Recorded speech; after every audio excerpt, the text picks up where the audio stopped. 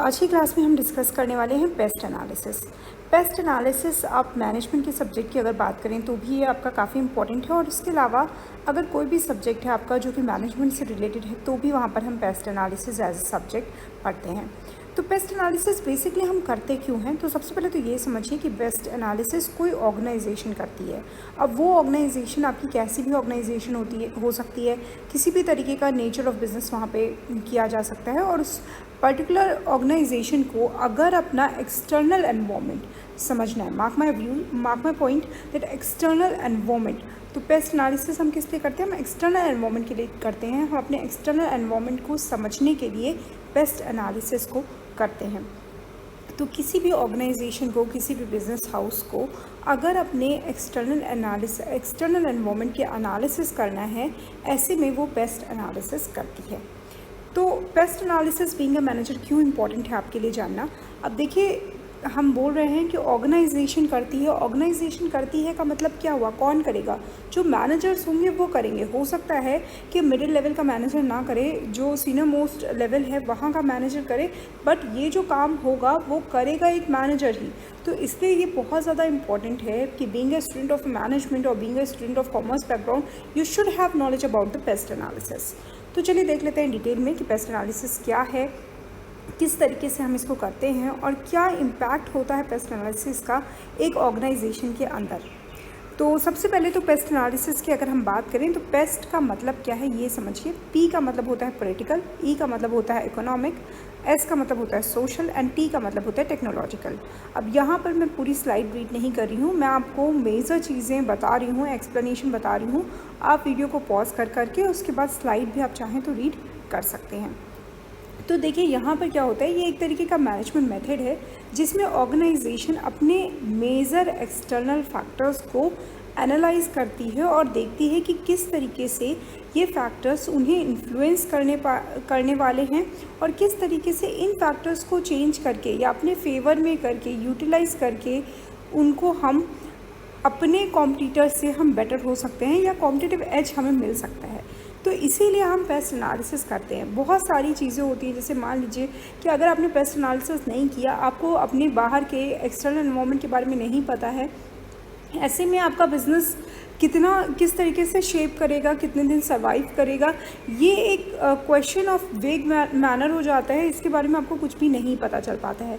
अगर आपने proper paste analysis किया हुआ है तो आपको पता होता है कि हमारी जो कंपनी है उसके बाहर ये सारी चीज़ें चल रही हैं, और आप अपनी कंपनी को उसी के अकॉर्डिंग मोल्ड करते हो। अब देखिए, पेस्ट एनालिसिस करना क्यों ज़रूरी है। देखिए, बहुत सारे तो ऐसे फैक्टर्स होते हैं जो कि एनवायरनमेंट इससे इसलिए पता होने चाहिए एक कंपनी को, ताकि वो कोप अप कर पाए, यो कॉम्पिटिटर से बेटर हो सके। बहुत सारे ऐसे भी फैक्टर्स होते हैं, जैसे लीगल फैक्टर्स हो गए, जो कि अगर एक कंपनी नहीं कोप अप करेगी, उसको नहीं होगी उसके बारे में इंफॉर्मेशन, तो उसको लीगल सूट्स को झेलना पड़ेगा, लीगल सूट्स उसके ऊपर हो सकते हैं। तो ऐसे में बीइंग अ मैनेजर आपको बहुत ज़्यादा ज़रूरी होता है कि आप अपनी कंपनी का पेस्ट एनालिसिस लेकर चलें। अब ये समझिए कि किस तरीके की कंपनी पेस्ट एनालिसिस करती है। देखिए, एक छोटी कंपनी को पेस्ट एनालिसिस करने की ज़्यादा ज़रूरत नहीं पड़ती है। क्यों नहीं पड़ती है, क्योंकि आपको पता है कि जब देयर आर बिग फिशेस तो स्मॉल फिश के ऊपर उतना ज़्यादा फोकस नहीं जाएगा। ठीक है, तो पेस्ट एनालिसिस के बारे में होना तो चाहिए। ये ज़रूरी है कि अगर एक छोटी ऑर्गेनाइजेशन है तो भी उसका पेस्ट एनालिसिस हो, बट ज़्यादातर इस चीज़ का जो फ़ायदा या नुकसान है वो होता है बड़ी ऑर्गेनाइजेशन को, क्योंकि लीगल सूट्स ज़्यादातर बड़ी ऑर्गेनाइजेशन के ऊपर होता है। छोटी ऑर्गेनाइजेशंस तभी फोकस में आती हैं जब कुछ ना कुछ वो ऐसा ब्लंडर कर रही हूँ या कुछ ऐसी इनलीगल एक्टिविटीज़ कर रही हूँ। तो अगर आप बेसिक नॉलेज है आपके पास और आपका एक बहुत छोटा ऑर्गेनाइजेशन है, तब तो नहीं ज़रूरत होगी आपको पेस्ट की। बट अगर आपके पास एक अच्छा खासा मार्केट शेयर है, ऐसे में आपको पेस्ट एनालिसिस की बहुत ज़्यादा ज़रूरत पड़ती है। तो चलिए बात कर लेते हैं। तो पेस्ट एनालिसिस में मोस्टली ये देखिए, पेस्ट ये जो वर्ड है ना, ये पेस्ट बहुत बेसिक वर्ड है। मतलब PEST की अगर हम बात करें तो इसके बाद और भी बहुत सारी स्टडीज़ हुई पेस्ट में, और बहुत सारे और अदर एक्सटर्नल फैक्टर्स को इसमें ऐड किया गया, और उसके बाद इसके नेम के फॉर्म जो है वो चेंज होते रहे। बट अभी क्या है, अगर हम बात करें तो हम ये इस पर्टिकुलर वीडियो में हम पेस्ट के बारे में पढ़ेंगे, और इसके साथ साथ जो अदर फैक्टर्स हैं जो उसमें ऐड हुए और उसके बाद इसका नेम किस तरीके से चेंज हुआ, उनके बारे में भी मैं आपको इन्फॉर्मेशन दूंगी। और अगर मान लीजिए एग्ज़ाम की अगर मैं बात करूं तो किसी भी एग्ज़ाम में, चाहे हम नेट की बात कर लें, नेट एग्ज़ाम में भी आपके ऐसे क्वेश्चंस बन सकते हैं जहां पर पेस्ट के ऊपर तो बेस्ड होगा बट एडवांस आपके क्वेश्चन होंगे। मतलब मान लीजिए पेस्टल पूछ लिया आपसे, या फिर आपसे कुछ और पूछ लिया, स्टीप पूछ लिया, इस तरीके के क्वेश्चन पूछ लिया, तो आपको जब तक इन्फॉर्मेशन नहीं होगी तब तक आप इसको नहीं कर पाएंगे इन क्वेश्चंस को। ठीक है, तो अब अगर हम बात करें इसके एक और वेरिएशन की हम बात करते हैं, यूके की अगर हम बात करें तो वहाँ पर पेस्ट की जगह पेस्टल पे ज़्यादा फोकस किया जाता है। जस्ट अ मिनट, ये देखिए यहाँ पे मैं आपको मेंशन कर देती हूँ, ये देखिए ये है पेस्टल। अब पेस्टल की अगर हम बात करें तो पेस्टल का मतलब क्या हुआ, अब यहाँ पर आप देख सकते हैं पेस्ट के साथ LE को ऐड कर दिया गया है। अब ये LE क्या है, LE का मतलब होता है लीगल एंड एनवायरमेंटल। तो यहाँ पर ये सिर्फ पेस्ट की बात नहीं करते हैं, political, environment, social and technological factors की बात नहीं करते हैं, इसमें ये लीगल एंड एनवायरमेंटल फैक्टर्स की भी बात करते हैं। ठीक है, तो उसको हम पेस्टल मानते हैं। इसी तरीके से हर जगह डिफरेंट इकॉनमी में डिफरेंट टाइप के पेस्ट के आपको अलग अलग तरीके के वेरिएशंस मिल जाएंगे। अलग अलग तरीके की ऑर्गेनाइजेशन अलग अलग तरीके के वेरिएशंस पेस्ट के फॉलो करती हैं। Let's move forward. तो सबसे पहले पेस्ट ये एनालिसिस कब आया, सबसे पहले इसको किसने दिया, कब इसके बारे में लोगों को इन्फॉर्मेशन मिली, चलिए इसके बारे में देखते हैं। तो सबसे पहले ऐसा माना जाता है कि पेस्ट का जो ये वर्ड था, ये इसको पहली बार इंट्रोड्यूस किया एक हार्वर्ड प्रोफेसर ने जिनका नाम था फ्रांसिस जे एग्यूलर। इन्होंने 1967 में अपनी एक बुक थी उन्होंने पब्लिश किया, या एक पेपर कह लीजिए, वो उन्होंने पब्लिश किया। उसका नाम था स्कैनिंग द बिजनेस एनवायरनमेंट, और इन्होंने इसका नाम दिया ETPS। और उसके बाद इन्होंने इसको एक्सप्लेन किया economic, technical, political and social factors के रूप में।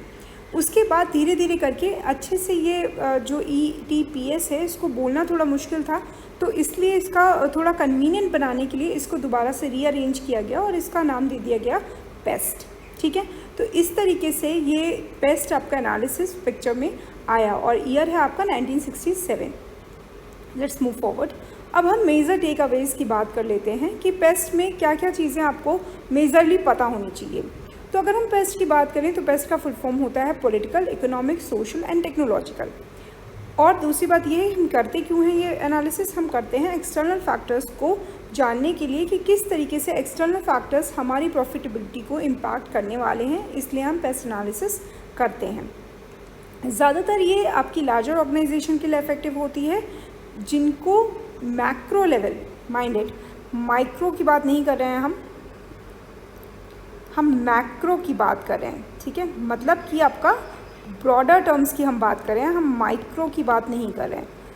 तो मैक्रो लेवल पे जब ऑर्गेनाइजेशंस, अगर कोई चीज़ ऑर्गेनाइजेशन का इम्पैक्ट करती है तो यह आपका तो हम आपका पेस्ट एनालिसिस करते हैं। मतलब उन ऑर्गेनाइजेशन की हम बात करते हैं जो माइक्रो लेवल पे नहीं, मैक्रो लेवल पे हों।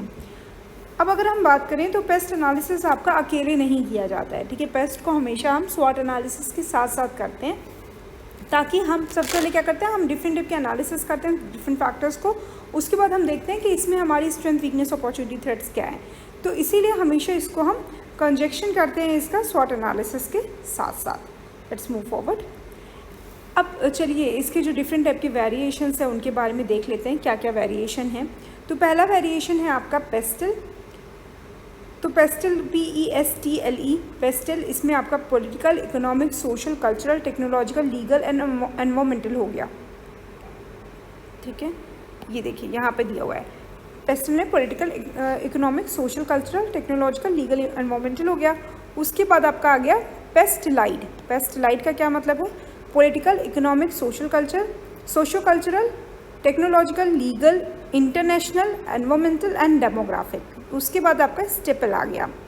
स्टेपल में आपका क्या है, social, demographic, technological, economic, environmental, political, legal and ethical. Ethical एक नया यहाँ पर ऐड हुआ। उसके बाद एक आपका स्लेप्ट है। स्लेप्ट में आपका social cultural, legal, economic, political and technological आ गया। उसके बाद आपका आता है लॉन्ग पेस्टल। लॉन्ग में आपका local, national and global versions of pastel. ठीक है, ये आपका आ गया। उसके बाद आपका उसके बाद एक और आपका आता है स्टीर। स्टीर में आपका आता है socio cultural, technological, economic, ecological and regulatory factor. तो इस तरीके के आपको बहुत सारे वेरिएशंस मिल जाएंगे। तो हम मेन वेरिएशंस के बारे में आगे देखेंगे कि कौन कौन से ऐसे वेरिएशंस हैं जो कि आपको स्टडी करना है और जो कि आपके एग्ज़ाम में पूछा जा सकता है, कौन कौन से ऐसे फैक्टर्स हैं जिनके बारे में आपको पता होना चाहिए। Okay, thank you so much.